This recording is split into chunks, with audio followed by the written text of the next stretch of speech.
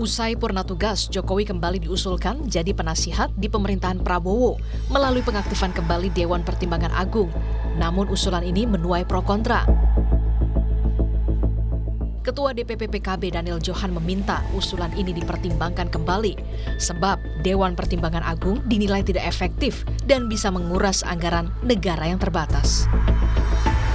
Kalau sekarang DPA itu mau dibentuk kembali, itu akan menguras kembali anggaran yang sangat terbatas ini. Sementara begitu banyak program penting yang harus diwujudkan. Itu yang pertama. Yang kedua, Dewan Pertimbangan Agung pada masa pemerintahan Pak Harto setelah itu dihapus karena pertimbangan tidak efektif. Nah, lalu pada zaman Pak Jokowi dibentuklah One Team Press. One Team Press pun banyak yang melihat tidak efektif, ya. Hanya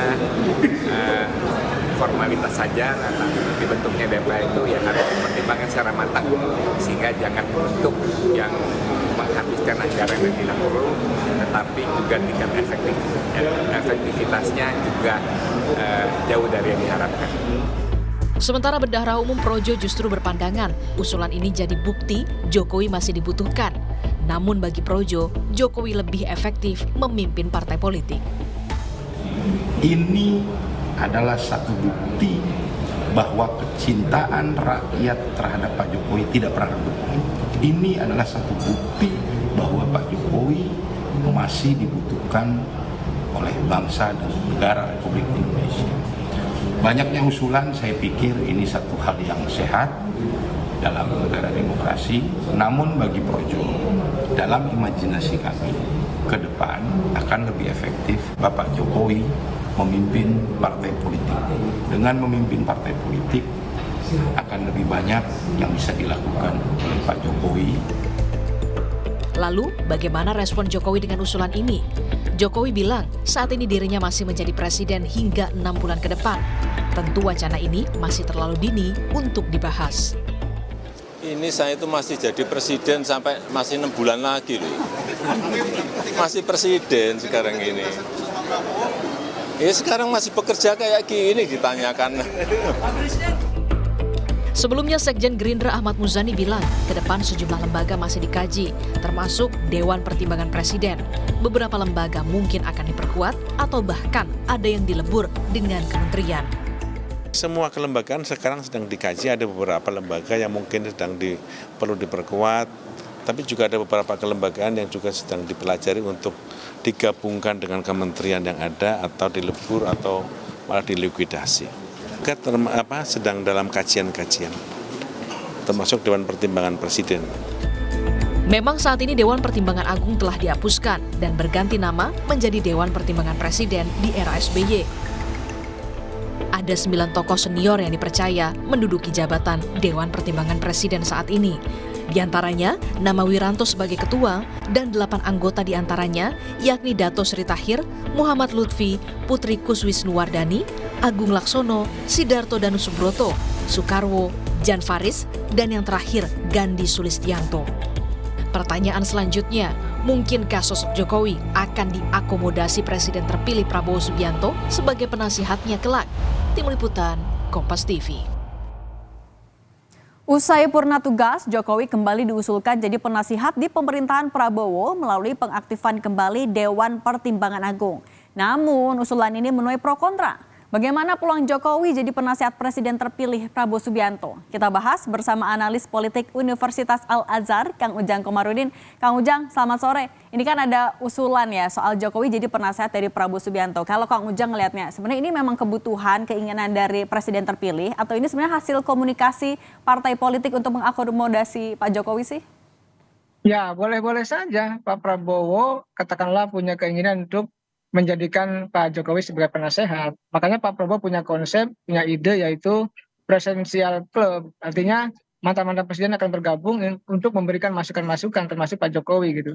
Tetapi kalau kita kaji lebih dalam misalkan terkait dengan formatnya, skemanya gitu ya, bentuknya ini yang menjadi perdebatan. Kenapa harus diusulkan atau ada wacana mengaktifkan kembali Dewan Pertimbangan Agung yang kita tahu dulu tidak efektif, tidak bagus, karena tidak bagus, tidak efektif itu maka dilikuidasi kan pada masa reformasi. Kenapa itu diungkit lagi? Padahal kalau kita lihat dari sisi anggaran juga tidak akan boros, lalu efektivitas juga tidak ada.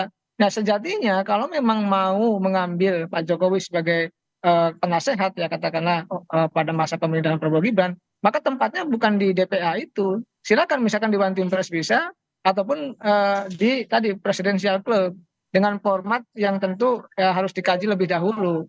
Nah, persoalannya jangan sampai tadi mengakomodir kepentingan Pak Jokowi tadi ya, mungkin ada partai-partai yang ingin mendorong Pak Jokowi jadi penasihat, tetapi menempatkannya di tempat mengembalikan lembaga-lembaga yang tidak efektif di masa lalu. Ini kan sesuatu yang konyol, sesuatu yang aneh, sesuatu yang menurut saya tidak bagus. Mestinya berpikir ke depan, progresif gitu. Progresif itu ya ketika lembaga yang lama tidak efektif itu mestinya tidak diungkit lagi, tapi cari bentuk atau format yang lain yang bisa mengakomodasi Pak Jokowi sebagai penasehat di saat yang sama juga lembaganya tidak memboroskan anggaran kan itu menjadi penting dalam konteks kita melakukan pembangunan bernegara ke depan seperti itu Mbak Cindy. Oke, nah kan soal tidak efektif pemborosan anggaran ini juga disinggung sama PKB. Artinya kalau memang mau menjadikan Pak Jokowi sebagai penasehat, udah ada wadahnya, One Team Press aja ya biar nggak tumpang tindih. Ya, One Team Press bisa, kan memang yang lalu-lalu ya, sampai sekarang memang belum pernah ada mantan presiden yang jadi One Team Press. Tetapi kan tinggal direvisi saja aturannya. Itu kan kalau nggak salah Perpres ya. Kalau saya salah tolong dikoreksi. Perpres tinggal dirubah, lalu diperkuat gitu loh. Sehingga tidak memboroskan anggaran. Dan disitulah tempat yang mulia, yang terhormat, ada format baru gitu ya, terkait dengan mengakomodasi kepentingan mantan-mantan presiden di situ.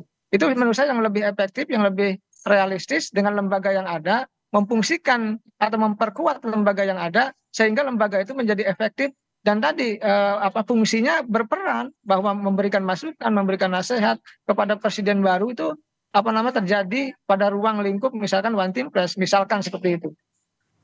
Oke, Kang Ujang, tapi kalau kita ngelihatnya kan juga Pak Jokowi sejauh ini ngeresponsnya masih normatif nih soal DPA, soal Presidential Club. Kalau Presidential Club bahkan bilangnya bolehlah 2 kali sehari. Apakah kalau Kang Ujang ngelihatnya jangan-jangan sebenarnya Pak Jokowi juga kayaknya sinyalnya oke deh mau jadi penasehat presiden terpilih? Iya, saya rasa iya ya. Karena begini, kalau seorang politisi tidak punya tempat politik tuh menjadi nggak betah gitu. Bukan politisi. Politisi itu kan biasanya bergerak, melakukan kegiatan-kegiatan yang berbasis pada kepentingan politik. Nah, pasca tidak lagi menjabat di 20 Oktober, maka perlu ruang, perlu tempat, itu yang harus dimiliki oleh Pak Jokowi. Entah itu katakanlah tadi ya lembaganya misalkan penasehat presiden yang Pak Jokowi juga oke dan mau, entah partai politik atau apapun yang itu menjaga eksistensi dan katakanlah kehormatan dari mantan presiden. Karena kalau mantan presiden itu tidak punya jabatan, tidak punya posisi di kemudian hari, biasanya juga akan ditinggalkan oleh masyarakat dan tidak akan ada yang menghargai. Nah, disitulah pentingnya perannya kekuasaan atau jalur politik. Jalur politik banyak tadi, ada penasehat, ada partai politik, dan lain sebagainya. Sehingga apa? Sehingga Pak Jokowi pun tadi ketika orang politik ya pasti harus berpolitik, tidak mungkin akan diam, begitu. Oke, Kang Ujang, kalau PAN kan bilang sebenarnya Pak Jokowi juga sayang nih terlalu muda kalau untuk pensiun. Makanya disiapin ada 3 opsi agar Pak Jokowi bisa melanjutkan kiprahnya lah untuk di pemerintahan. Kang Ujang menganalisisnya gimana? Ya tentu PAN mungkin melihat peluang ya Pak Jokowi tadi mungkin di PSI tidak cukup bagus partainya, tidak lolos ke parlemen. Di Golkar mungkin juga tidak memenuhi persyaratan gitu ya, karena harus pernah 5 tahun dan lain sebagainya. Lalu yang memungkinkan tadi Pak Zulhas mengajak ke PAN. Nah persoalannya apakah Pak Jokowinya mau atau tidak kan itu. Oleh karena itu kita lihat saja dinamikanya ke depan. Kalau Pak Zulhas tentu memanfaatkan peluang yang ada ketika Pak Jokowi itu katakanlah tadi ya punya gagasan, punya pemikiran yang bagus ke depan ya paling tidak diakomodasi oleh PAN. Dan PAN menjadi partai yang terbuka untuk itu.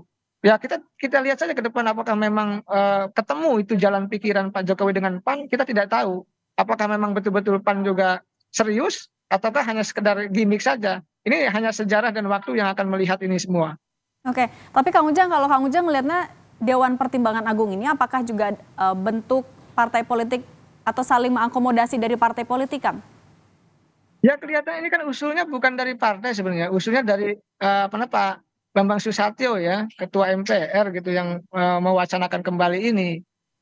apakah ini representasi partai politik? Saya rasa bukan ya. Pak Bambang Susatyo walaupun beliau kader partai gitu, waketum partai di Golkar, tapi kan bukan ketua umum partai. Artinya itu sikap-sikap pribadi, bukan sikap partai. Jadi saya melihat ini soal tadi mungkin Pak Jokowi banyak jasanya ke Pak Bambang, mungkin banyak jasanya juga ke partai politik, ke politisi-politisi, sehingga punya kepentingan untuk mengakomodasi.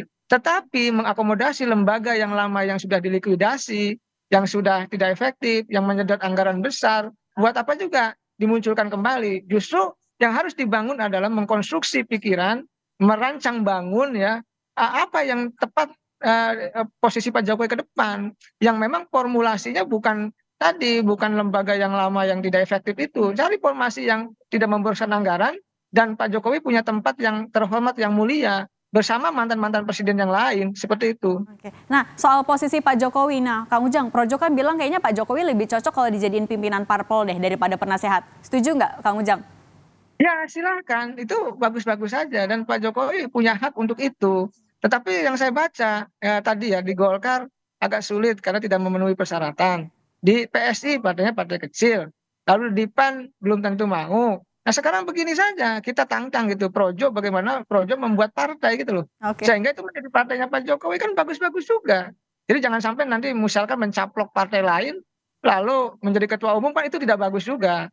Artinya ya silakan Pak Jokowi menjadi ketua umum partai, tapi partai mana yang mau, kan itu juga menjadi pertanyaan. Apakah partai yang ada saat ini mau dipimpin Jokowi yang mantan presiden? Saya rasa tidak mau juga. Hanya beberapa saja yang mau, misalkan seperti PAN. PAN pun saya yakin tidak terlalu yakin, saya betul-betul ikhlas untuk menerima Pak Jokowi dengan lapang dada. Tentu ini basisnya kepentingan politik saja karena Pak Jokowi masih menjabat. Ketika sudah tidak menjabat, saya rasa pikirannya sudah beda begitu.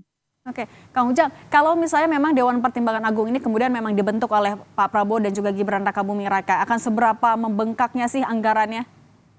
Ya ini kan lembaga negara, Mak. Ini kan harus merubah, kalau ikutin aturan, maka merubah atau mengamandemen konstitusi.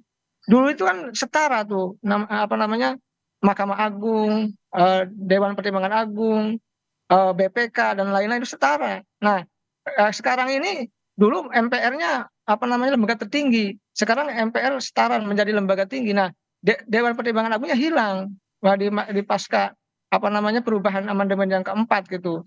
Nah, saya sih meyakini ini kan akan menjadi lembaga yang besar, yang akan membutuhkan banyak birokrasi, pejabat lain sebagainya. Ini tentu akan besar anggarannya dan akan membengkak. Dan itu tidak cocok dengan kondisi saat ini yang kita defisit anggaran APBN-nya, masyarakat sedang susah. Buat apa dibangun lagi hanya untuk mengakomodir kepentingan Jokowi, tapi di situ anggarannya membengkak kemana-mana. Ini tidak bagus. Kalau ada uang ya, kalau ada anggaran APBN, ya gunakan untuk kepentingan rakyat agar rakyat bisa sejahtera. Kalau saya sih melihatnya seperti itu. Oke, Kang Ujang, tapi soal menjadikan Pak Jokowi agar kiprahnya nih masih ada untuk pemerintahan selanjutnya, kan bukan cuma DPA ya, tapi juga ada Presidential Club. Bisa dibilang nggak kalau ini adalah cara Prabowo Gibran ataupun juga partai politik untuk masih mau menyatukan Pak Jokowi, Bu Mega dan Pak SBY dalam satu wadah sebenarnya?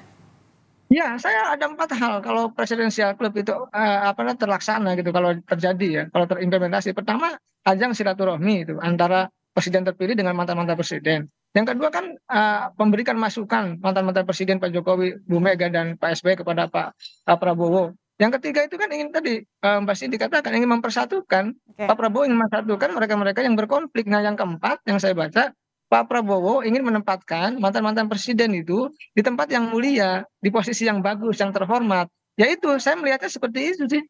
Oke, baik. Kang Ujang, terima kasih banyak waktunya sudah berbagi untuk Rumah Pemilu. Kita lihat ya nanti kira-kira apa yang akan dipilih opsinya sama Prabowo Gibran. Terima kasih Kang Ujang, sehat selalu.